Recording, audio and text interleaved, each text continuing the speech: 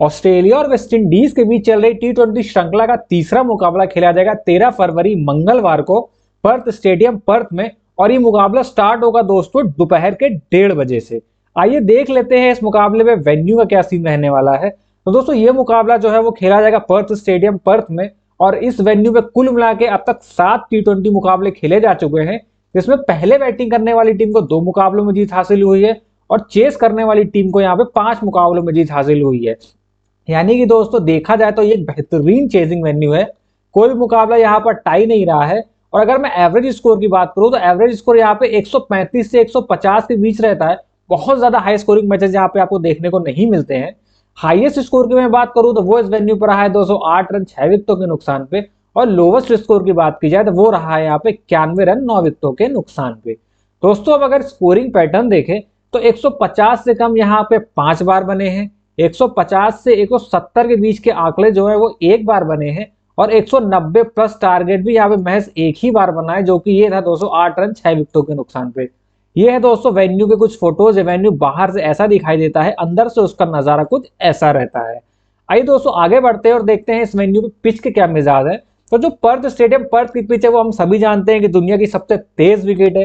यहाँ पे तेज गेंदबाजों को बहुत मदद मिलती है और स्पिनर्स को यहाँ पे ना के मुकाबले मदद है।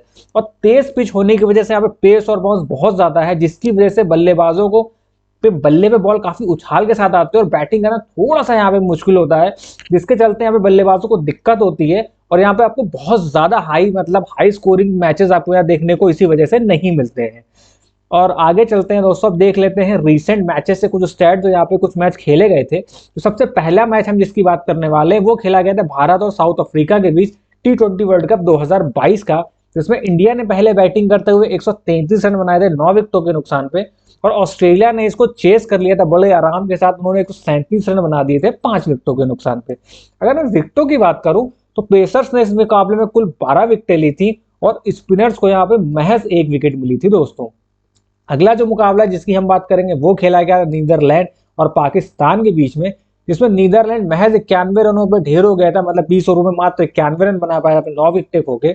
और पाकिस्तान ने इस टारगेट को चेस कर लिया था, 95 रन उन्होंने बनाए थे अपने सिर्फ 4 विकेटों के नुकसान पे। विकेट्स की मैं बात करूं तो 8 विकेटें यहाँ पे पेसर्स ने ली थी और स्पिनर्स को मात्र 3 विकेटें हासिल हुई थी। तो अगला जो मुकाबला है वो इसी वर्ल्ड कप में खेला गया था, उसमें श्रीलंका ने पहले बल्लेबाजी करते हुए 157 रन बनाए थे 6 विकेटों के नुकसान पे। और ऑस्ट्रेलिया ने इसको बड़ी आसानी के साथ चेस कर दिया था, उन्होंने 158 रन बना दिए थे महज 3 विकेटों के नुकसान पे। इस मुकाबले में दोस्तों पेसर्स को 4 विकेटें मिली थी, वहीं स्पिनर्स को भी 4 विकेटें यहाँ पे मिली थी। ये मुकाबला मैं छोड़ दूं, उसके अलावा हर मुकाबले में स्पिनर्स का बोलबाला पेसर्स का बोलबाला रहा है। अगर मैं कुल विकेटों की बात करूं तो कुल मिलाकर इन 3 मुकाबलों में पेसर्स ने अकेले 14 विकेटें हासिल करी हैं। वहीं अगर स्पिनर्स की बात की जाए तो स्पिनर्स को मात्र 8 विकेटें हासिल हुई हैं दोस्तों। तो गौर करने वाली बात है कि यहाँ पे बहुत हाई स्कोर नहीं बनते हैं, आपको 130 से लेके 150 के बीच में ही स्कोर देखने को मिलेगा, जिसके चलते यहाँ पे जो फास्ट बॉलर्स होते हैं वो काफी हैंडी साबित होते हैं। और यहाँ पे हमें बॉलर्स में विकेटें मिलती हैं तो हमें फास्ट बॉलर्स को ज्यादा तवज्जो देनी होगी। और स्पिनर्स वैसे तो हमें लेने नहीं चाहिए, बट लेंगे तो कोई बेहतरीन ही स्पिनर लेना पड़ेगा। और एकमात्र स्पिनर जो अच्छे हैं वो एडम जैम्पा है, आप चाहें तो उनको लेके जा सकते हैं। अदरवाइज आज के मतलब होने वाले इस मुकाबले में हम इनको ड्रॉप करके भी चल सकते हैं, कोई टेंशन वाली यहाँ पे बात होने वाली नहीं है, कोई बहुत बड़ा रिस्क नहीं है जैम्पा को ड्रॉप करने का। अब दोस्तों हेड टू हेड की बात करें तो टोटल इन दोनों के बीच 21 मुकाबले खेले गए हैं दोनों टीमों के बीच, जिसमें 11 बार ऑस्ट्रेलिया ने जीत हासिल करी है और वेस्ट इंडीज ने भी 10 बार जीत हासिल करी है। नो रिजल्ट मुकाबला यहाँ पे कोई भी नहीं रहा, मतलब जब भी ये दोनों टीमें भिड़ी हैं इन दोनों का रिजल्ट आया ही आया है। अब अगर मैं रीसेंट फॉर्म की बात करूं तो ऑस्ट्रेलिया बेहतरीन फॉर्म में, खेले गए पिछले 5 मुकाबलों में तो ऑस्ट्रेलिया ने 3 में जीत हासिल करी है और वहीं 2 में उनको हार का सामना करना पड़ा है।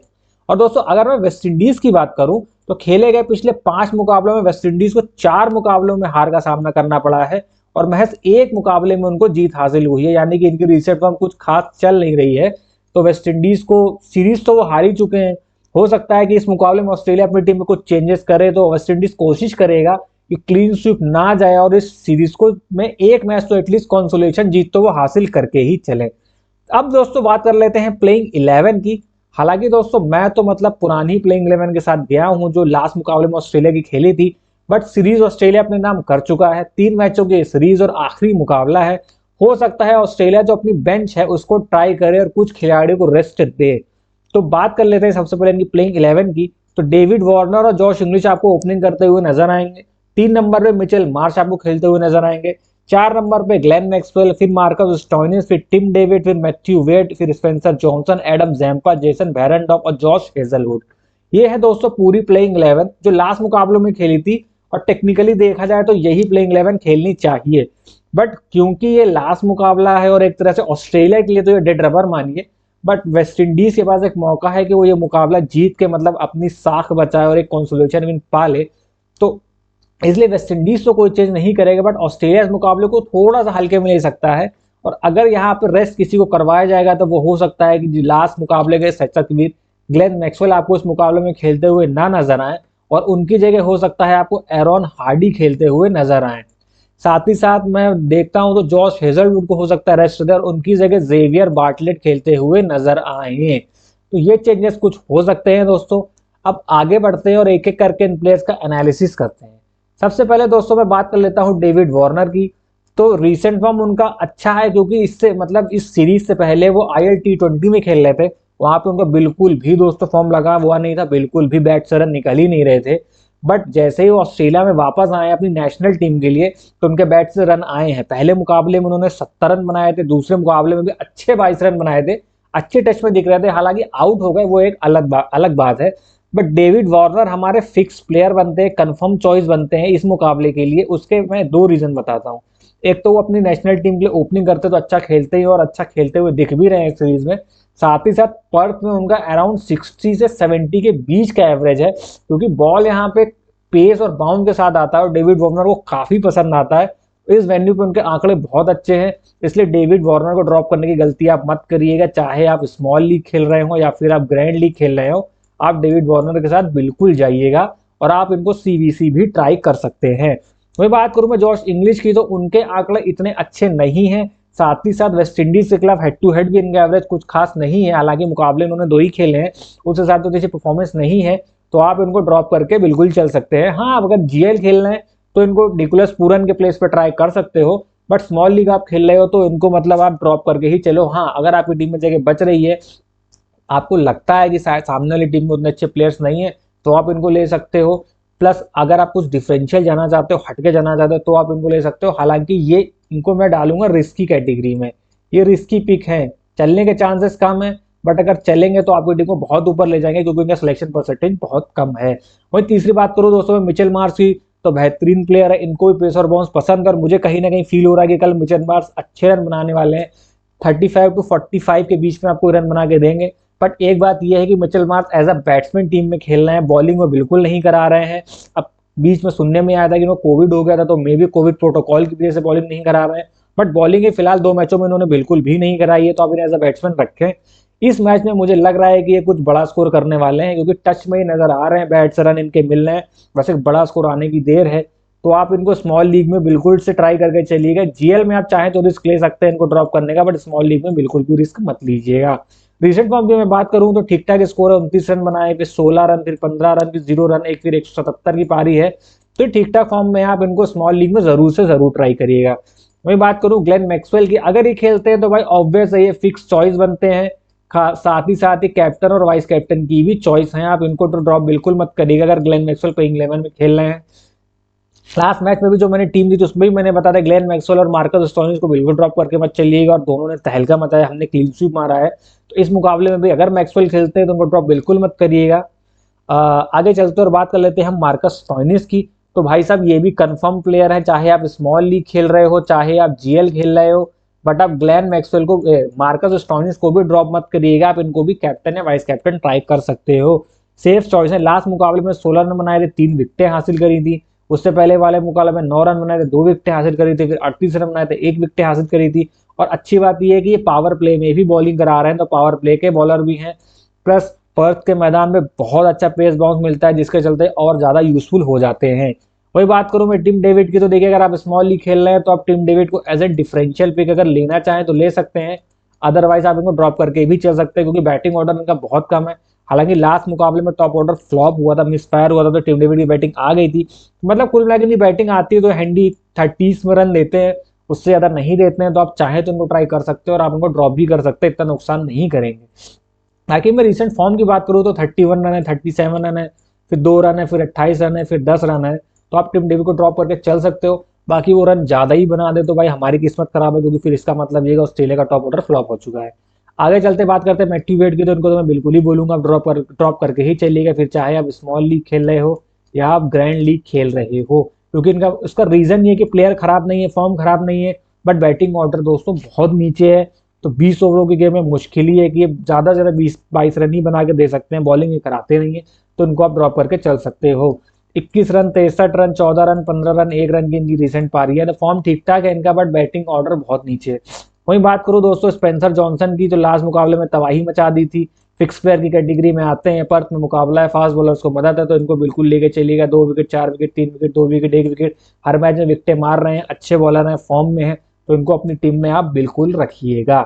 आगे बात करते हो एडम जैम्पा की, तो दोस्तों इस वेन्यू पे आप जैम्पा को मतलब ड्रॉप कर सकते हैं, आप इनको रिस्की पिक ही मानिए इस वेन्यू पे, क्योंकि देखिए बात रिस्की पिक मैं इसलिए बोल रहा हूँ कि पेसर फ्रेंडली वेन्यू है, पेसर्स को विकेटें ज्यादा मिलती हैं, हो सकता है जंपा की बॉलिंग ही ना आए और पेसर सामने वाली टीम को बिल्कुल ट्रबल में डाल दे, जिसके चलते मतलब रिस्की है। आप चाहें अपनी टीम में ले सकते हो अपने रिस्क पे, मैं तो रिकमेंड नहीं करूँ, क्योंकि मैं तो जाऊंगा सारे फास्ट बॉलर्स के साथ ऑस्ट्रेलिया की इस टीम में, तो जैम्पा के लिए जगह बनती हुई नजर नहीं आ रही है मेरी टीम में। बाकी रिसेंट फॉर्म इनका अच्छा है, लास्ट मुकाबले में 1 विकेट मारा था, फिर 3 विकेट लिए, फिर 2 विकेट लिए, फिर 1 विकेट, मतलब ये विकेट लेस तो नहीं जाते हैं, बट यार रिस्की है, 50-50 मामला है, आप चाहो तो लो चाहो तो ना लो, ये आप पे डिपेंड करता है। बल्कि मैं बोलूंगा आप इनको ना सिलेक्शन परसेंटेज के भरोसे छोड़ दीजिएगा, अगर इनका सिलेक्शन परसेंटेज ज्यादा है तो आप इनको अपनी टीम में रख लीजिए, खासकर स्मॉल लीग में। बाकी जीएल में आप इनको ड्रॉप करके रिस्क आराम से ले सकते हो, स्मॉल लीग में ना आप टोटली सिलेक्शन परसेंटेज पे जाइएगा, अगर सिलेक्शन परसेंटेज इनका कम आपको नजर आता है तो आप इनको ड्रॉप करके चलिएगा।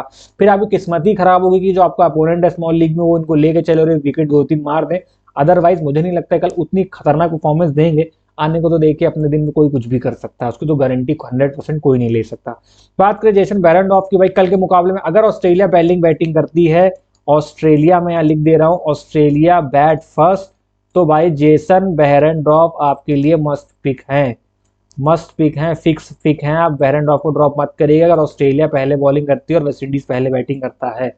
सेकंड इनिंग में आप इनको ड्रॉप करके चल सकते हैं, बट पहली बैटिंग में बिल्कुल भी ड्रॉप मत करिएगा। 1 विकेट है 0, एक मैच में विकेट लेस गए, फिर 1 विकेट, फिर 3 विकेट, मतलब विकेट मारते एक विकेट तो लेके ही जाएंगे। बात करूं मैं जॉश हेजलवुड की, अगर खेलते हैं कल के मुकाबले में तो बिल्कुल रहेंगे, बट अगर ये नहीं खेलते हैं तो उनकी जगह जेवियर बार्टलेट आपको खेलते हुए नजर आएंगे। और अगर दोस्तों बार्टलेट खेलते हैं तो आप इनको बिल्कुल से बार्टलेट को अपनी टीम में रखिएगा। वनडे सीरीज याद है ना कितने ज्यादा विकेट मारे थे, वेस्ट इंडीज को कितना परेशान किया था, तो अगर बार्टलेट खेलते हैं तो बार्टलेट को अपनी टीम में रख के चलिएगा। और अगर मैक्सवेल की जगह पे आरॉन हार्डी खेलते हैं दोस्तों, आरॉन हार्डी खेलते हैं तो आप हार्डी को भी अपनी टीम में जगह दीजिएगा, मतलब लाइक टू लाइक रिप्लेसमेंट कर देगा मैक्सवेल की जगह आप आरॉन हार्डी को रख लीजिएगा। ये था दोस्तों सारे प्लेयर्स का एनालिसिस। अब दोस्तों मैं आपको बता देता हूँ इस टीम से कौन से प्लेयर आपको फिक्स रखने हैं और कौन सा आपको रिप्लेस करना है, वो मैं प्लेइंग 11 में ही दिखा देता हूँ। डेविड वार्नर आपको लेके चलना है, मिच मार्श आपको लेके चलना है, ग्लेन मैक्सवेल, मार्कस स्टोइनिस। अगर मैक्सवेल नहीं खेलते हैं उनकी जगह पे एरॉन हार्डी खेलते हैं दोस्तों, तो आप एरॉन हार्डी को भी अपनी टीम में मैं लिख देता हूँ, ए से एरॉन, एच से हार्डी, तो आप एरॉन हार्डी को अपनी टीम में लीजिएगा। साथ ही साथ आप आगे स्पेंसर जॉनसन, जेसन बेरेंडॉर्फ, अगर पहली इनिंग में ऑस्ट्रेलिया बॉलिंग करा रही है तो जेसन बेरेंडॉर्फ, साथ ही साथ जॉश हेजलवुड, और जॉश हेजलवुड नहीं खेलते हैं तो आप जेवियर बार्टलेट को अपनी टीम में रखिएगा, वो मैं आपको पीछे बता चुका हूं। तो 1, जॉनसन 2, मार्कस स्टोइनिस और मैक्सवेल 4, और डेविड वार्नर ये मिशमार 6 प्लेयर दोस्तों मैं आपको रिकमेंड करूंगा कि आप ऑस्ट्रेलिया के लेके चलो, और 5 प्लेयर आप लेके चलो वेस्ट इंडीज के। आप चाहो तो इसको 7 भी कर सकते हो, वो थोड़ा ज्यादा रिस्की हो जाएगा, वो आप जीएल में कर सकते हो, बट स्मॉल लीग में आप 6-5 कॉम्बिनेशन से जाओ, क्योंकि ऑस्ट्रेलिया थोड़ी सी ढील तो सामने वाली टीम को देने वाली है। बेरेंडॉर्फ को मैंने आपको बता ही दिया, अगर पहली इनिंग में ऑस्ट्रेलिया बॉलिंग कर रहा है तो आप इनको लेके चलो, अदरवाइज आप इनको ड्रॉप कर सकते हो। अब दोस्तों आइए देख लेते हैं हम वेस्ट इंडीज की क्या प्लेइंग 11 रहने वाली है। तो वेस्ट इंडीज अपनी टीम में कुछ चेंज मुझे नहीं लगता करेगा, हालांकि वो हार रहे हैं, बट वही है कि उनकी थोड़ी सी बैटिंग साथ नहीं दे रही है। अगर वेस्ट इंडीज कोई चेंज कर सकता है तो हो सकता है वो शे होप को ड्रॉप कर दे, क्योंकि बिल्कुल भी फॉर्म नहीं लग रहा है, बिल्कुल भी बल्ला नहीं चल रहा है। बाकी मुझे कोई चेंज समझ में आता नहीं है। ये भी हो सकता है कि कल हो सकता है भाई अकीलो हुसैन को ड्रॉप कर दिया जाए, क्योंकि स्पिन फ्रेंडली पिच है नहीं, 2 मैचेस से परफॉर्म भी नहीं कर रहे हैं, उनकी जगह में कोई पेस बॉलर को ऐड ऑन कर लेगा इस टीम में। अदरवाइज मुझे कोई इसमें चेंज नजर नहीं आता है। दोस्तों अगर मैं टीम की बात करूं वेस्ट इंडीज की, तो वेस्ट इंडीज को ओपनिंग करते हुए आपको ब्रेंडन किंग और जॉनसन चार्ल्स खेलते हुए नजर आएंगे। 3 नंबर निकोलस पूरन, उसका जगह शे होप खेलते तो शे होप, शेरफन रदरफोर्ड या इनसे पहले रोमन पावेल आपको खेलते हुए दिखाई दे सकते हैं। उसके बाद शेरफन रदरफोर्ड, फिर आंद्रे रसल, रोमारियो शेपर्ड, फिर जेसन होल्डर, अकीलो हुसैन और अल्जारी जोसफ। अगर हम अल्जारी जोसफ हटा देना, पूरे 10 के 10 प्लेयर जो है ना ये सारे बैटिंग करना जानते हैं और अच्छी खासी बैटिंग करना ये जानते हैं। अपने दिन पे गेम अकेले पलटने की दम रखते हैं सारे के सारे 10 प्लेयर। ये खास बात है इस टीम की, और ये सारे के सारे ही बॉलिंग कराते हैं। मतलब निकोलस पूरन और शेहोप को अगर छोड़ दो तो सबके सब लगभग बॉलिंग कराते हैं। अगर डालने को मिले, डालने को किंग में डालते हैं, बट यूजुअली नहीं कराते। मैं कैपेबिलिटी की बात कर रहा हूँ। तो दोस्तों मैं बात करूँ अगर टीम की, तो आप ब्रेंडन किंग और जॉनसन चार्ल्स दोनों को लेके मत चलिएगा। आप स्मॉल लीग खेल रहे हैं तो आप इनमें से किसी एक ओपनर को लेके चलिएगा वेस्ट इंडीज के, क्योंकि पर्थ का मैच है और खासकर पेसर्स को मदद मिलेगा। और ऑस्ट्रेलिया अगर पहले बॉलिंग डालता है तो इनके आउट होने की संभावना बहुत ज्यादा है। तो आप अपनी टीम में एक ओपनर लेके चलेगा। अगर आपका मन करे ब्रेंडन किंग को लेना है तो ब्रेंडन किंग को ले लो, आप चाहो तो जॉनसन चार्ल्स को लेके जा सकते हो। साथ ही बात करूं मैं निकोलस पूरन की, तो आप पूरन को एज एन विकेट कीपर तब लो जब आप जॉश इंग्लिश को ड्रॉप कर रहे हो। अगर आप जॉश इंग्लिश को ले रहे हो तो आप निकोलस पूरन को, सॉरी जॉश इंग्लिश को ले रहे हो तो पूरन को ड्रॉप कर दो। उसका रीजन क्या है कि पूरन का ना हेड टू हेड जो रिकॉर्ड है ऑस्ट्रेलिया के खिलाफ वो उतना अच्छा रिसेंटली रहा नहीं है। मेरे ख्याल से उनकी सिर्फ 18 की एवरेज है। अगर मैं बात करूं ऑस्ट्रेलिया के सामने, अदर टीम के सामने तो अच्छा परफॉर्म करते हैं, बट ऑस्ट्रेलिया के सामने इनकी एवरेज बहुत पुअर है। तो आप चाहो तो इनकी जगह जॉश इंग्लिश को लेकर चल सकते हो, आप इनको ड्रॉप भी कर सकते हो। वही बात करूं मैं शे होप की, तो देखिए मैं आपको बिल्कुल रिकमेंड नहीं करूंगा इनको लो, क्योंकि ये ना वनडे के अच्छे प्लेयर है, मतलब टेक्निकली साउंड बैट्समैन है, बट T20 में तो इनका नंबर बहुत नीचे है और ये उतना परफॉर्म कर नहीं पा रहे हैं 2 मैचेस। अगर आप शेहो को अपनी टीम में रखना चाहते हो तो उनको रिस्की प्लेयर रखो, एज अ ट्रम्प प्लेयर रखो, मतलब ऐसा प्लेयर रखो जो किसी की टीम में ना हो, क्योंकि इनका सिलेक्शन परसेंटेज बहुत कम है। तो आप इनको एज अ ट्रम्प अपनी टीम में यूज कर सकते हो। शेहोप को चल गए तो अच्छी बात है, नहीं तो फिर थोड़ा तो रिस्क है। तो शेहोप आप रख सकते हो अपनी टीम में। अगर आप जीएल में मतलब चाहते हो एक डिफरेंशियल पिक तो आप इनको लेके चल सकते हो। बाकी स्मॉल लीग में देखो इनको लेना बड़ा रिस्क है, बट अगर आप एक रिस्क ही लेना चाहते हो तो आप शेहोप के साथ ले सकते हो। वहीं बात करें तो शेरफन रदरफोर्ड की, तो शेरफन रदरफोर्ड यार उतने अच्छे टेस्ट में भी नजर नहीं आ रहे हैं, तो आप इनको ड्रॉप करके चल सकते हो। वही बात करें रोमन पावेल की, अब तक अच्छा नहीं चल रहे थे, लास्ट मुकाबले में परफॉर्मेंस दी है, बट इस मुकाबले में 50-50 है। मुझे नहीं लगता इस मुकाबले में उतना डिसेंट परफॉर्मेंस कर पाएंगे जो लास्ट मुकाबले में किया था। तो आप इनको ड्रॉप करके चल सकते हो, कोई दिक्कत वाली बात नहीं। वही बात करें मैं आंद्रे रसल की, आंद्रे रसल हमारी फिक्स पिक बनते हैं, आप इनको ड्रॉप करके बिल्कुल भी मत चलिएगा। दोस्तों अब आगे एक एक करके सबका एनालिसिस करते हैं, फिर मैं उसमें आपको बताता हूं डिटेल में। सबसे पहले दोस्तों बात कर लेते हैं हम ब्रेंडन किंग की। तो ब्रेंडन किंग का रिसेंट फॉर्म ठीक है, मतलब लास्ट मुकाबले में फ्लॉप रहे थे, 5 रन, फिर 53 रन, फिर 1 रन, फिर 14 रन, फिर 20 रन, फिर 1 रन, तो ठीक ठाक है। मैंने बोला ना आप 2 ओपनर में से किसी एक को लेकर चलिएगा। अगर आप स्मॉल लीग खेल रहे हैं तो स्मॉल लीग में आप जॉनसन चार्ल्स को प्रेफरेंस दीजिएगा ब्रेंडन किंग के ऊपर। और बाकी अगर आप जीएल खेल रहे हैं दोस्तों, तो जीएल में आप ऐसा करिएगा, आप 2-3 टीम तो बना के चलेंगे, उसके बिना जीएल जीतना मुश्किल हो जाता है। तो आप किसी एक टीम में ब्रेंडन किंग को रख लो, एक टीम में जॉनसन चार्ल्स को रख लो। बट अगर आप स्मॉल लीग खेल रहे हो तो आप तवज्जो यहाँ पे जॉनसन चार्ल्स को दो ना, क्योंकि थोड़े से मतलब ये कंटिन्यूस परफॉर्मेंस देते हैं, रेगुलर रहते हैं। ब्रेंडन किंग क्या ऊपर नीचे चलता है, बट ये भी लंबे स्कोर बनाते हैं। तो आप चाहे इनको रख लो चाहे इनको रख लो। और आप कंफ्यूज हो रहे हो कि मैं किसको रखूं, तो आप सीधे दोस्तों सिलेक्शन परसेंटेज पे चले जाना, जिसका परसेंटेज ज्यादा हो उसको अपनी टीम में रख सकते हो। आगे बात करें निकोलस पूरन की, मैंने आपको बता ही दिया है कि इनका रिसेंट फॉर्म, मतलब रिसेंट फॉर्म तो अच्छा है, बट क्या होता है ना कि सामने वाली टीम के सामने ना इनका परफॉर्मेंस उतना अच्छा है नहीं। निकोलस पूरन का ऑस्ट्रेलिया के सामने हेड टू हेड इनकी एवरेज मात्र 18 रनों की एवरेज है निकी पी की। तो आप चाहे तो इनको ड्रॉप कर सकते हैं, इनके ऊपर आप अपने कौन से जॉश इंग्लिश को तवज्जो दे सकते हो। बाकी नहीं तो निकोलस पूरन भी आप रख सकते हो भाई, चले तो फिर धुएं उड़ा देते हैं। तो आप इनको भी रख सकते हो, आप चाहे जॉश इंग्लिश और निकोलस पूरन दोनों के बीच आपके ऊपर, आप जिसको चाहो उसको अपनी टीम में रख लो। शेहब को आप बिल्कुल ड्रॉप करके चलना। वही बात है कि अगर आप एक ट्रम्प पिक चाहते हो, थोड़ा सा रिस्क चाहते हो हटके टीम में, कि एक प्लेयर ऐसा हो जिसका सिलेक्शन परसेंटेज कम हो, जीएल में तो आप बिल्कुल शेहोप के साथ जा सकते हो। बाकी स्मॉल लीग में मैं आपको बिल्कुल भी रिकमेंड नहीं करूंगा कि आप शेहोप को लेके चलो। आगे बात करें शेरफन रदरफोर्ड की, तो कुछ भी डिसेंट फॉर्म है नहीं। 0 रन है, 7 रन है, 18 रन है, 0 रन है, 35 रन है। तो मतलब शेरफन रदरफोर्ड, इनके बारे में मैं आपको लास्ट में बताऊंगा आपको इनको लेना है कि नहीं लेना है। बात करें रोमन पॉवेल की तो आप इनको अपनी टीम में लेकर चल सकते हो। बाकी सीवीसी बनाने का रिकमेंडेशन मैं आपको बिल्कुल भी नहीं करूंगा। रिसेंट फॉर्म लास्ट मुकाबले में दिखा था, उसके अलावा कुछ खास दिखा नहीं। 63 रन आए थे, उसके बाद 14 रन, 1 रन, फिर 40 रन की एक पारी आई थी, फिर 10 रन, फिर 10 रन। मतलब उतने कंसिस्टेंट नहीं रहते हैं, तो लास्ट मुकाबले में परफॉर्मेंस आ गई, हो सकता है इस मुकाबले में परफॉर्मेंस कम दे, तो आप इनको टीम में लेके चल सकते हो। बाकी सीवीसी के ऑप्शन अच्छे हैं नहीं। बात करो मैं आंद्रे रसल की, तो आप इनको बिल्कुल सीवीसी लेके चल सकते हो। ये मस्ट पिक है आपकी टीम में, इनको ड्रॉप बिल्कुल भी मत करिएगा। 37 रन है, फिर विकेटलेस गए थे लास्ट मुकाबले में, बट बैट से 37 रन बनाए थे। फिर उससे पहले वाले मुकाबले में 1 रन बनाए तो 3 विकेटें हासिल करी थी। फिर उससे पहले मुकाबले में विकेटलेस, फिर 41 रन बनाए थे और 1 विकेट हासिल करी थी। अच्छे फॉर्म में है और पिच भी कल इनको सपोर्ट करेगी, तो आप इनको लेके चल सकते हो। बाकी ये डेथ में भी बॉलिंग करते हैं, पावर प्ले में बॉलिंग करते हैं, तो इनके पास विकेट लेने की अपॉर्चुनिटी भी ज्यादा है और इनके चांसेस भी ज्यादा बनते हैं। अब आगे मैं बात करूं दोस्तों रोमारियो शेपर्ड की, तो आप इनको अपनी टीम में रख सकते हो। अच्छी चॉइस है, खासकर अगर आप स्मॉल लीग खेल रहे हो तो आप बॉलिंग ऑप्शन तलाश रहे हो वेस्ट इंडीज से, तो आप रोमारियो शेपर्ड के साथ जा सकते हो, कोई बैटिंग बॉलिंग दोनों से करते हैं। बट इनको आप उस कंडीशन में अपनी टीम में रखना जब आप दोनों ओपनर को ड्रॉप करके चल रहे हो। अगर आप ब्रेंडन किंग और जॉनसन चार्ल्स दोनों को ही ड्रॉप करके चल रहे हो, उस कैटेगरी में रोमारियो शेपर्ड आपकी टीम में बनते हैं। बट दोनों में से किसी एक को भी लेकर चल रहे हो तो शायद ये आपकी टीम में फिट ना हो पाए। अगर आपको इनको रखना है तो आपको रोमन पावेल को ड्रॉप करके चलना पड़ेगा। आगे दोस्तों मैं बात करूं जेसन होल्डर की, तो जेसन होल्डर भाई इस टीम से मस्ट पिक बनते हैं। इनको ड्रॉप करने की गलती बिल्कुल मत करिएगा। रिसेंट फॉर्म बहुत अच्छा है। 28 रन बैट से आए थे, 2 विकेटें हासिल करी थी। फिर 34 रन बैट से आए थे, 1 विकेट हासिल करी थी। फिर 32 रन बैट से आए थे, 1 विकेट हासिल करी थी। कल के मुकाबले में ये ट्रम्प साबित हो सकते हैं। साथ ही साथ ये कैप्टन और वाइस कैप्टन की अच्छी चॉइस बनते हुए नजर आ रहे हैं। जेसन होल्डर, आप इनको अपनी टीम में बिल्कुल रखिएगा। मैं लिख देता हूं, जेसन होल्डर सीवीसी की बेहतरीन चॉइस, आप इनको अपनी टीम में रख सकते हो। बात करो अकेले हुसैन की, तो मैं बोलूंगा इनको बिल्कुल ही ड्रॉप करके चलो। एक तो वेन्यू सपोर्ट नहीं कर रहा है, प्लस इनका रिसेंट फॉर्म इनका साथ नहीं दे रहा है। लास्ट मुकाबले में कोई विकेट नहीं आया था, उससे पहले कोई विकेट नहीं आया था, 1 विकेट, 2 विकेट, फिर 24 रन बैट से आए थे, तो आप इनको ड्रॉप करके चल सकते हो।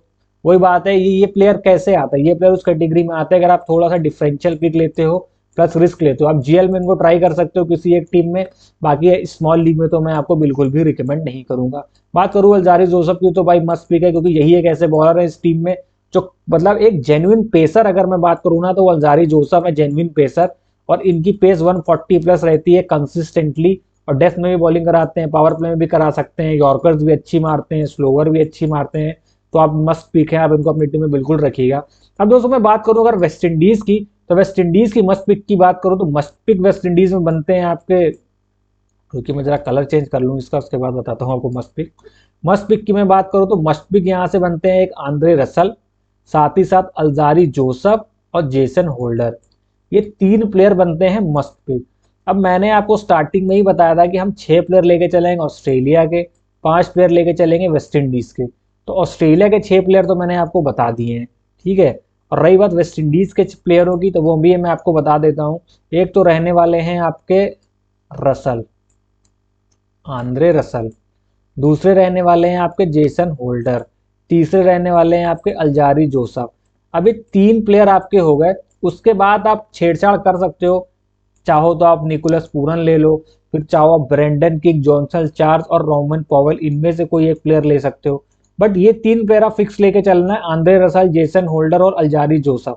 ये 3 फिक्स रहेंगे। उसके अलावा आप बाकी प्लेयरों के साथ छेड़छाड़ कर सकते हो और चेंजेस कर सकते हो। तो दोस्तों ये तो था दोनों टीमों का डिटेल्ड एनालिसिस, सब मैंने आपको बता दिया। अब चलते हैं थोड़ा वेन्यू पे, कि वेन्यू पे किस प्लेयर के क्या आंकड़े बेहतर हैं। कुछ 3 बैट्समैन और बेस्ट 3 बॉलर मैं आपके लिए लेके आया हूं। तो दोस्तों इस वेन्यू पे जो पर्थ का मैदान है, इसमें डेविड वार्नर के आंकड़े सबसे बेहतरीन है। खेले गए पिछले 3 मैचेस में इनकी 44 की एवरेज है, 148.31 का स्ट्राइक रेट है। हालांकि एवरेज 44 की, पर टेक्निकली देखा जाना तो 60 के आसपास की एवरेज रहती है इस वेन्यू पे। और बहुत पसंद है डेविड वार्नर को ये वेन्यू, तो आप इनको बिल्कुल भी ड्रॉप मत करिएगा। साथ साथ मार्कस स्टोइनिस की बात करें तो 5 मैचेस में उनका भी 38.4 का एवरेज है, 168.42 का स्ट्राइक रेट है। इनको भी अपनी टीम में रखे। और ग्लेन मैक्सवेल को भी वेन्यू पसंद है, उतना पसंद नहीं है बट ठीक ठाक आंकड़े हैं। 28 की एवरेज है, 161 का स्ट्राइक रेट है। इस वेन्यू पे ग्लेन मैक्सवेल बैट से शायद उतने हैंडी ना हो सके, क्योंकि बाउंसर से इनको टेस्ट किया जाएगा। बट जिस फॉर्म में मैक्सवेल है और अगर खेलते हैं तो भाई गदर मचा देंगे। तो ये 3 प्लेयर ऐसे जिनको आप बिल्कुल ड्रॉप मत करिएगा, वेन्यू के हिसाब से मस्ट पिक ये बनते हैं। आगे बात करूं मैं शॉन एबर्ट की, तो शायद ही खेलते हुए ना नजर आए। बाकी इस वेन्यू पे इनके आंकड़े मस्त है। 5 मैचों में 1.8 की एवरेज है, पर विकेट की और 7.8 का इकॉनमी है। वही बात कर जेसन बेरेंडॉर्फ की, मैंने बोला था अगर ऑस्ट्रेलिया पहले बॉलिंग करता है तो ये कंफर्म पिक हो जाते हैं। सेकंड बॉलिंग में आप इनको थोड़ा सा लीनियंसी दे सकते हैं, ड्रॉप कर सकते हैं, बट पहली बॉलिंग में बिल्कुल भी ड्रॉप मत करिएगा। 5 मैचेस खेले, 1.4 विकेट की इनकी एवरेज है, 6.9 का इकॉनमी है, बहुत कम इकॉनमी है इनका। वहीं बात करें ऑलराउंडर एरन हार्डी की, जो इस सीरीज में आपको खेलते हुए नहीं नजर आए हैं, बट हो सकता है कि इस मैच में खेलते हुए नजर आए ग्लेन मैक्सवेल की जगह पे। अगर खेलते हैं तो इनको अपनी टीम में जरूर रखिएगा। 5 मैचेस में एक एवरेज विकेट है पर मैच का और 7.4 की इकॉनमी, अच्छी इकॉनमी है। प्लस बैटिंग भी ये अच्छी करते हैं, ताबड़तोड़ करते हैं। और रिसेंटली हमने इनको इंडिया के खिलाफ सीरीज हुई थी उसमें भी इनकी परफॉर्मेंस देखी थी, प्लस ये बिग बैश में भी इनकी अच्छी परफॉर्मेंस देखी थी बीबीएल में इस साल के। तो आप खेलते हैं तो इनको अपनी टीम में बिल्कुल ट्राई कर सकते हैं। दोस्तों आगे बढ़ते हैं और आप लोगों के लिए एक इन्फॉर्मेशन कि हमारा जो टेलीग्राम चैनल है वो लाइव हो चुका है। जल्दी से जाइए हमारे टेलीग्राम चैनल को ज्वाइन करिए, लिंक है आपको डिस्क्रिप्शन में मिल जाएगा, पिन कमेंट में मिल जाएगा। जल्दी से जाइए दोस्तों और हमारे इस चैनल को ज्वाइन करिए। इस चैनल को ज्वाइन करने से आपको फायदा क्या मिलेगा? फायदा आपको ये मिलेगा कि जो लास्ट मिनट की जितनी भी अपडेट्स होती हैं, चाहे वो पिच रिपोर्ट हो, टीम में चेंजेस हो, कंफर्म प्लेइंग 11 हो, वेदर अपडेट हो, सब हम आपको यहीं प्रोवाइड कराते हैं। साथ ही साथ हमारी जो कंफर्म प्लेइंग 11 होती है वो भी हम आपको यहीं पे प्रोवाइड कराते हैं। जो छोटे मोटे चेंजेस के साथ हम अपनी कंफर्म टीम बनाते हैं वो हम आपको ये चैनल प्रोवाइड कराते हैं। मैं उम्मीद करता हूँ कि हमारे सभी सब्सक्राइबर्स ने ज्वाइन कर लिया होगा, पर जिन्होंने ज्वाइन नहीं किया तो जल्दी से जल्दी जाइए हमारे टेलीग्राम चैनल को ज्वाइन करिए। और मजे की बात दोस्तों ये है कि ये चैनल एकदम फ्री है, जाइए और ज्वाइन करिए, जल्दी से ज्वाइन का बटन दबाइए और हमारी फैमिली का हिस्सा बन जाइए। अब दोस्तों आगे चलते हैं और हम देख लेते हैं कि हमने जो टीम बनाई है वो क्या रहने वाली है। दोस्तों ये जो मैंने टीम बनाई है, ये टीम मैंने बनाई है जीएल के लिए, इसीलिए मैंने इसमें थोड़ा सा रिस्क लिया है। रिस्क वो ये है कि मैंने शेहोप को अपनी टीम में जगह दी हुई है जॉश इंग्लिश के प्लेस पे।